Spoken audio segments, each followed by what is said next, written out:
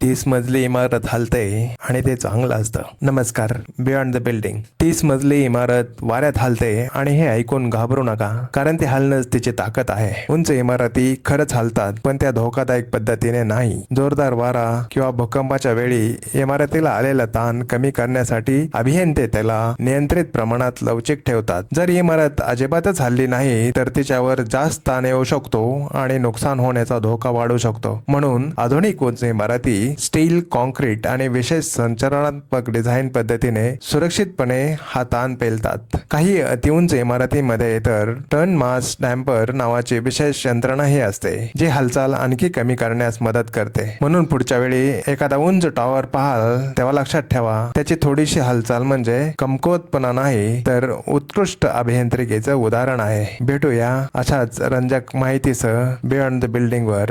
तुम्हाला वाटत होतं का की उंच इमारती अजिबात हलत नाहीत? हो किंवा नाही कमेंट करा.